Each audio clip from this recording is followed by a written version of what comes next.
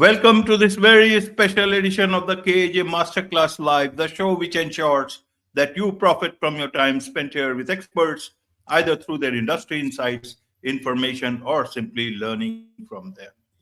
And today we have with us Stephanie Sylvestre, a technologist, an entrepreneur, transformational leader, passion for harnessing AI to unlock human potential, co-founder of Avatar Buddy. She develops innovative AI solutions that she says empowers individuals to increase self-awareness and self-esteem. And we'll learn about her. She's dedicated to using technology for positive change, bridging gaps in access, and inspiring others to thrive in the digital age. We'll talk about all this. Welcome to the show, Stephanie.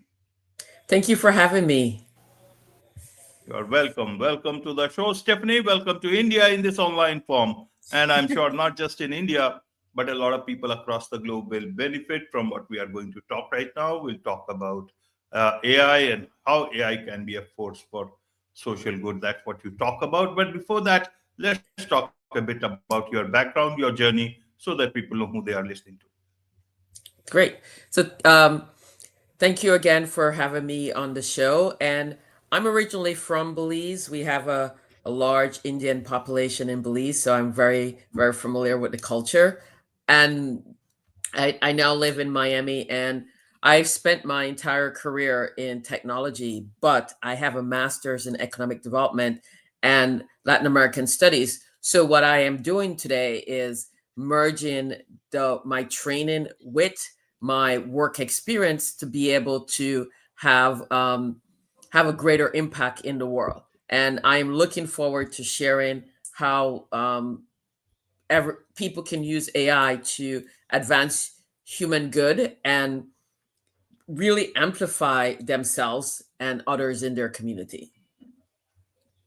Absolutely, absolutely, Stephanie. So, how should one understand what you are doing better? Should they understand that you are batting for the AI companies?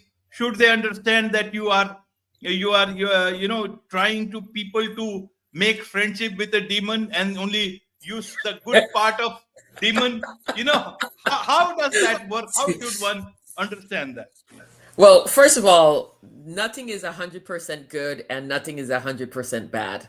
There's always good and bad in each thing. We're at a crossroads with AI to determine if we want to use AI for good or we want to use AI for bad. And I am proposing that we use AI for good. And how do we use AI for good? Well, one, creating AI solutions that use small language models so that you can verify and validate the data that's being used. Two, making AI accessible to everyone, not just the elite and a few. And three, being able to ensure that when you configure the AI, that the AI agents have guardrails to ensure that they're not doing or saying things that will create harm to human beings. And I believe that with those oversights, you can create an AI solution that will have value and impact. And as I've seen over my years, we're seeing people having positive impact in their lives, having their lives change, and allowing people to have incremental, not just incremental, sorry, but paradigm shifts in how they view the world. And from that perspective, people, regardless of their socioeconomic background, are getting empowered. Their self agency is increasing, and with that, their self love. And we know that if people love themselves, people have high self agency, they're less likely to do things that will harm others.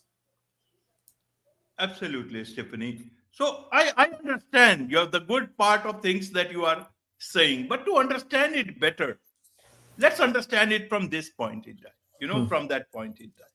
It's like guns. People in some countries, guns are not allowed. People cannot have it unless they really need it to, and for that, a lot of permissions are required. In the US, I guess, it's much more easier to get arms and keep their guns, and it's supposed to help them. It's supposed to make them feel secure. But you see what's happening everywhere. So how much responsible one can be, how much is it easy to for them to uh, use it.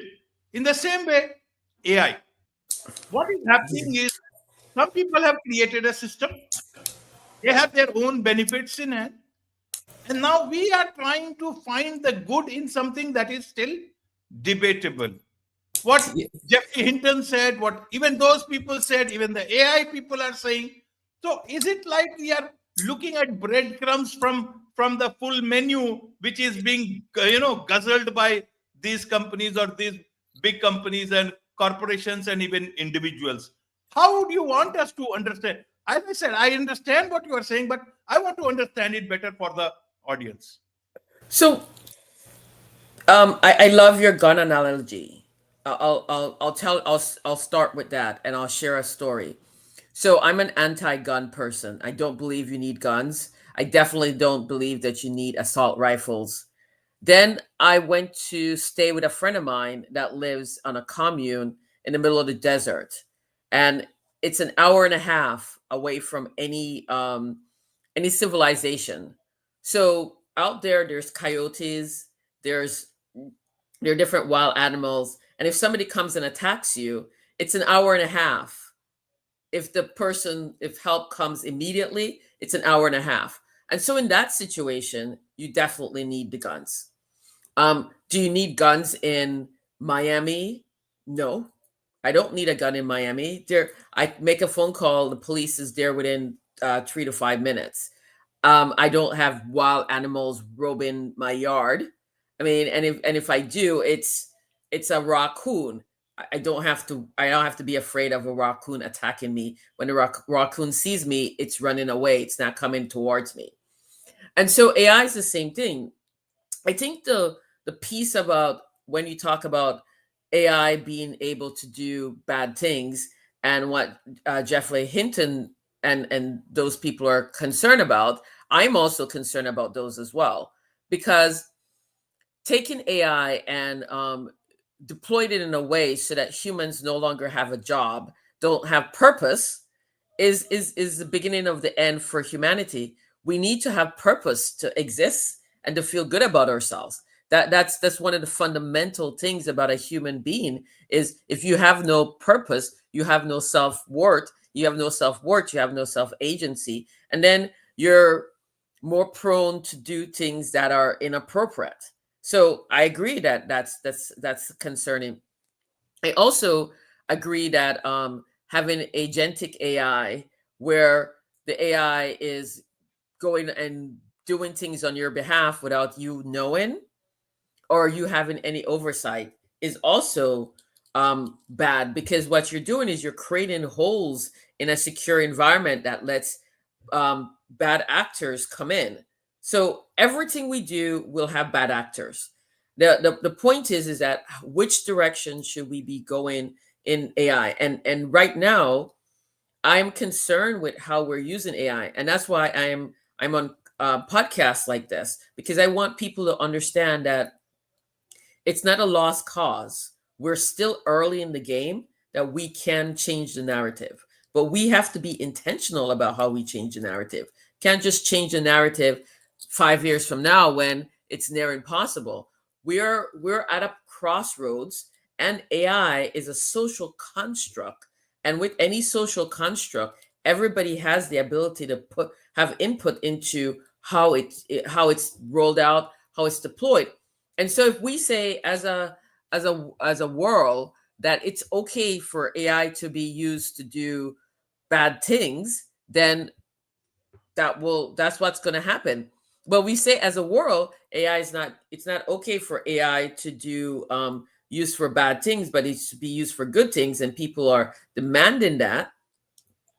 Then good things will happen. It's the same reason why guns are freely available in the US, but not freely available in other countries. It's why only a certain set of people in other countries can have guns. Some places have strict gun laws and gun rules. So it's not like it's not possible. It is possible.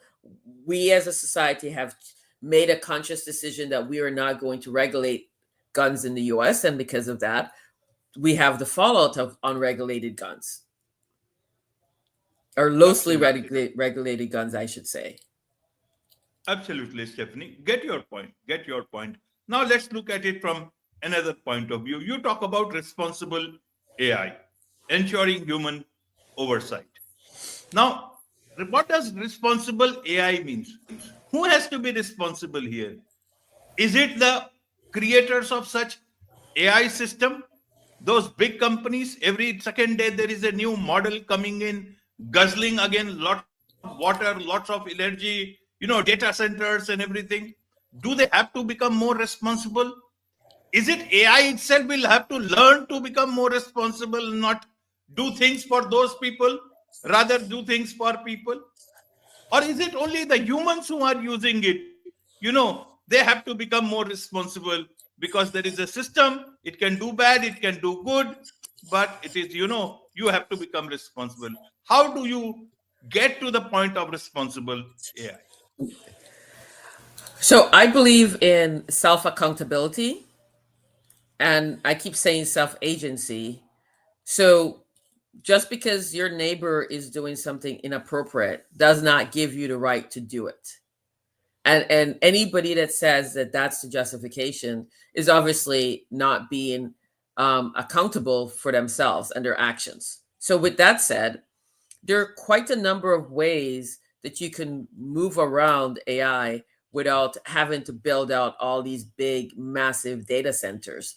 Um, I think that we've always been taught that bigger is better, and what we're saying is actually smaller is better. So once the algorithm has been created, and what's happening is that the algorithm got created, you don't need the data as much, and you can use that same algorithm in a bunch of different data sets and get vastly different results.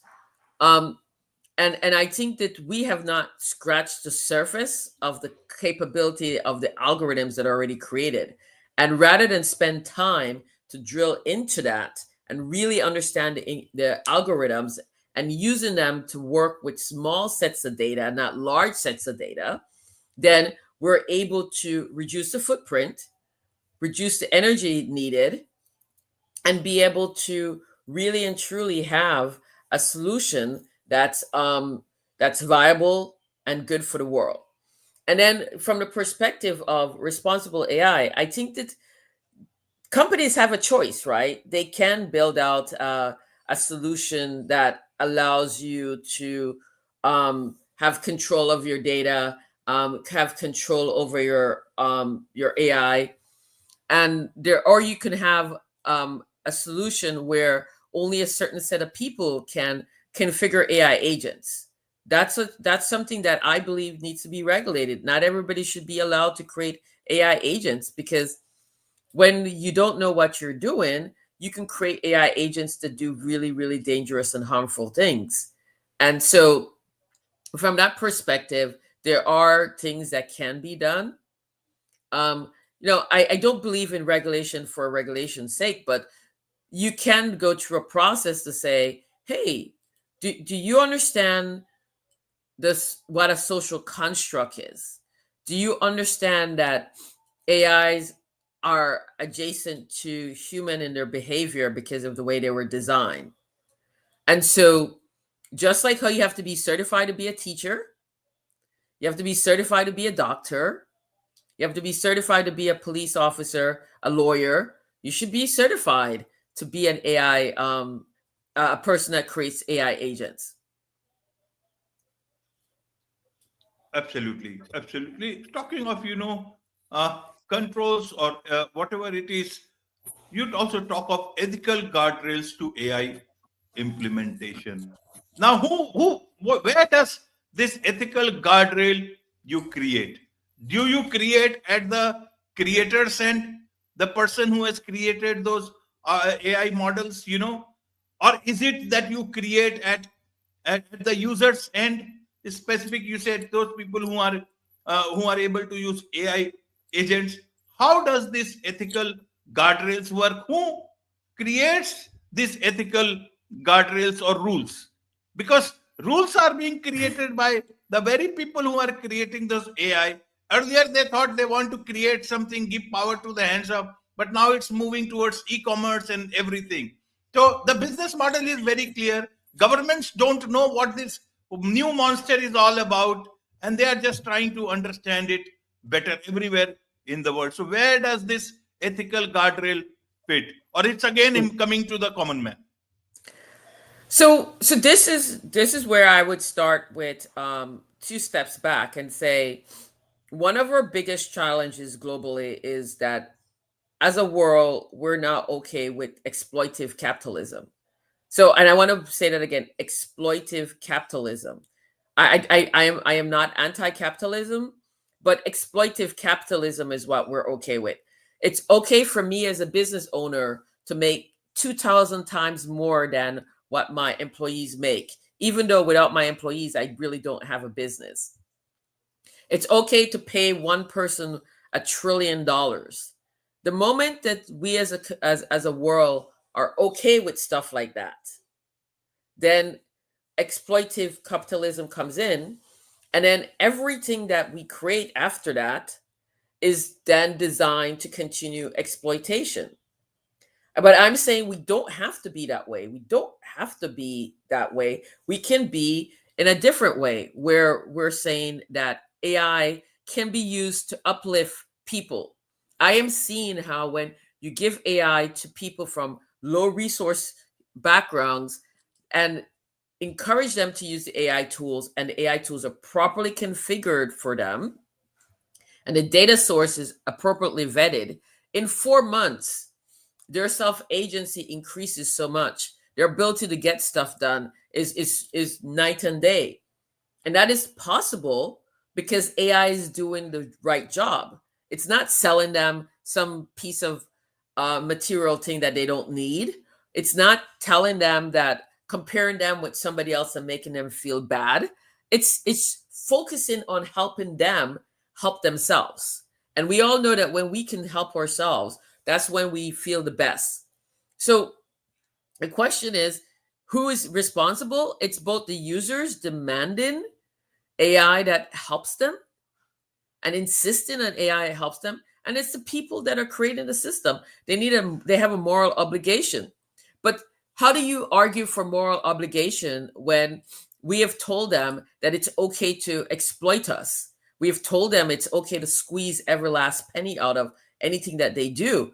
How then do you turn around and hold them accountable when we're saying, yeah, like, yes, that's absolutely fine. We celebrate and cheer the people that are uber successful. We try to tell people that you too can do it if not for a moral failing of yours, which is completely wrong and totally incorrect. I read something recently where NVIDIA's CEO said something that really endeared me to him. He said, I'm a 20-year overnight success.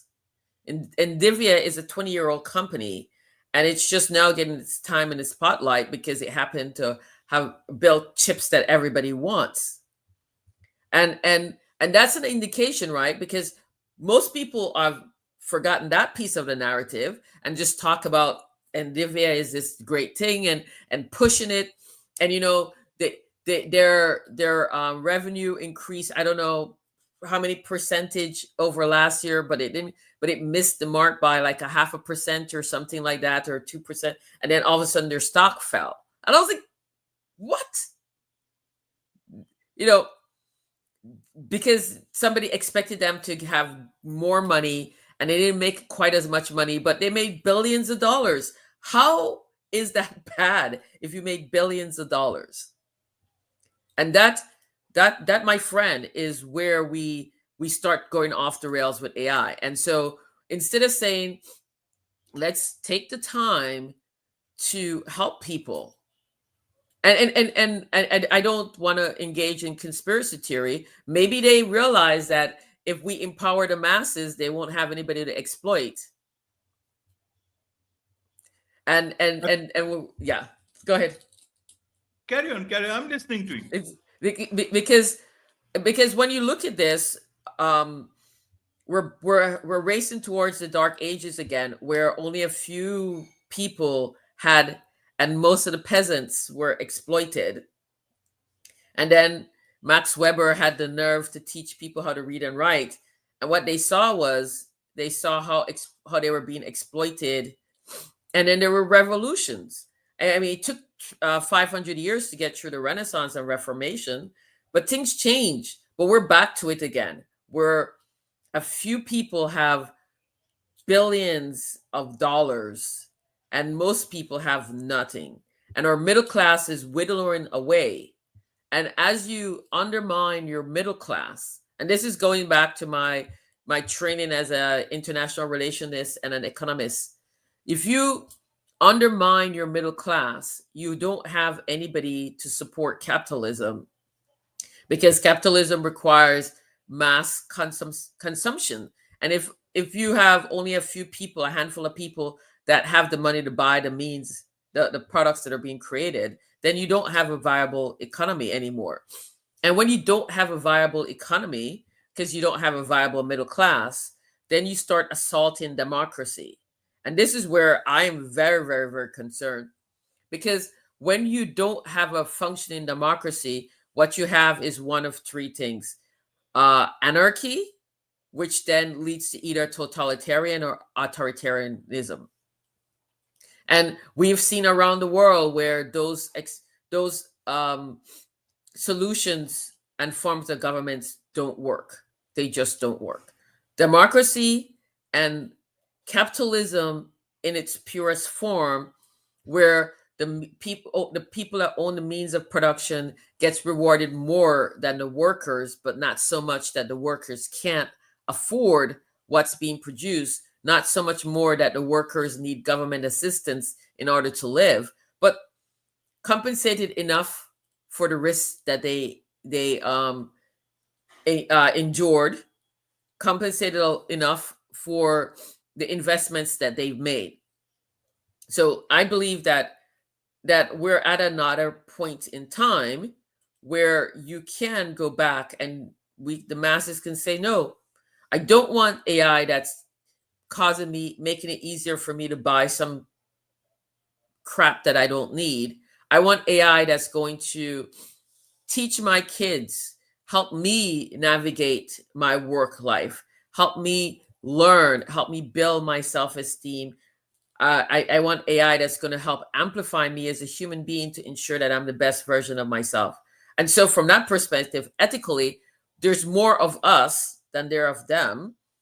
And I'm not trying to do an us versus them, because I am also a business owner. So I would be more in the them than the us category. But the point is, we can demand AI that does what we need. And the way we do that is, don't use the AI that is exploiting us. We have a choice. We absolutely have a choice. And it's our responsibility to say, I am not going to use the AI that does this. I don't use agentic AI. I use small language model AIs powered by small language model. I encourage people to do that. And people might say, well, that's your business model. And I said, yes, it's my business model. And it's my business model because I figured out that that's the safe and responsible way to deploy AI. Absolutely. And when you say that, it's not just software, AI is more than software. It's a social construct and should be treated as such. What is it that you mean by that? Well, so AI changes how we think, how we interact with each other. AI changes who has access to information. So we know that if you have access to information, with the right analytical training, you can be just as successful as those that have. So right now, AI is bringing access to information, but it's not enough to just have access to information. You have to be able to convert it to knowledge, and then you have to be able to use that knowledge.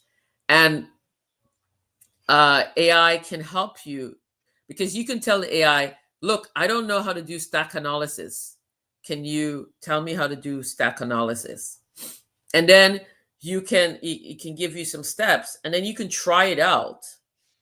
And then you can say, no, that didn't work, or that worked, but then this other thing happened, right? You could go back and forth. It's not like a piece of software. And then the AI goes, oh, that didn't work. Okay, let me try this other thing.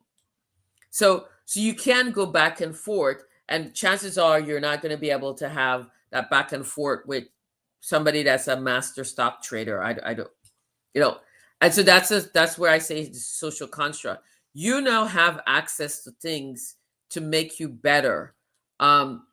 People who are in the business of helping others now have access to tools to scale at a level. I now have AI now gives me the ability to move past the time and space constraint that used to happen. Right, there'll be a time where I'll be able to come on here and do an interview at 7 o'clock where I'm at, and I could be human Stephanie's sleeping, and digital Stephanie is the one doing the interview, and digital Stephanie has been collaborated against human Stephanie so that it's the same information, right? It's going to be AI in conjunction with some other software, allowing me to do mentorship to 50 million people all at once if necessary, because they're using my digital twin. There's no more constraint by time and space. I believe that now the masses can be educated and can be enlightened on a level that's never been possible before. I don't have to leave my farm to learn. I don't have to leave my village to learn. And so I can stay connected with the people in my life that I love, while I am able to leverage with the technological advancement. And I don't know how it is in India, but I just went to Belize and I was in the middle of the jungle and my AI worked. Absolutely. AI worked, it means internet worked, Yes. isn't Yes. it? Any Yes. internet connectivity that will make any app work or whatever way it is. So I want to understand, Stephanie, one last thing is that, how does the future look like to be? You talked about the dark times, and you also talk about that people can still use AI in the best of way. Who is going to win? Is it the common man who will win, or is it the dark forces they will win? Well, if I have a say in it, it's going to be the common man. And that's why I'm on podcasts like yours, because I'm saying to the common man, hey, you have a voice in this. You're empowered. You can decide if you want this to go towards the dark forces, or you want it to work to help you and your family. That's your decision to be made, and based on the decision that you make, will determine where we are. And if we have enough people that make the decision for good, then we will have AI for good, and then the dark forces will be marginalized. And as long as the dark forces does not become the norm, I believe we've won. Absolutely, absolutely. So, AI for good will defeat the dark forces for good. Hopefully, that remains that way. So, simply, there is so much to learn from you about all this, and I'm sure a lot of people would want to learn more about you, about your company, Avatar Buddy, and also, perhaps be your client, understand about these things, engage with you much more for this particular thing that you are doing. Well, yeah, absolutely. They can reach me at Stephanie at avatarbuddy.ai. They can also look me up on LinkedIn. If you do Avatar Buddy and Stephanie Sylvestre, I'll pop up. Just notice the spelling of my last name is TRE, not TER. And I'm happy to chat with any one of your podcast viewers. Happy to have a conversation with them. Absolutely. With this, it's a wrap on this very special edition of the KAJ Masterclass Live. Thank you so much indeed for joining us. Thank you for the opportunity.